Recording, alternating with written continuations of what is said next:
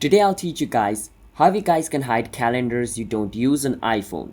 So it's pretty simple. You want to go inside the calendar app, and from inside here you can see the option called calendars at the bottom of your screen. Click on it. From over here you can see the option called Mr. Beast video. Now that is one calendar. Now there's also other calendar called work, home. So you need to select which calendar you want to delete. And right beside the calendar you can see the button called I. Click on the I button. Once you click on the I button, it is going to show you all of this. Now if you want to delete it, you can click on delete calendar, delete calendar. Once you delete the calendar will be deleted, which means it's going to be hidden. But let's say you want to access that calendar in the future, so you don't want to delete it. You just want to hide it for a certain period of time. For that, right beside the calendar there is a tick mark. Click on it. Once it's unchecked, that means the calendar has been hidden. And in the future, if you want to access it again, you can just tick mark it again by coming over here and it'll be unhidden. So that is how you guys can hide calendars you don't use an iPhone. So if you guys found our video helpful, then hit the subscribe to our channel, how to guide for future videos like this.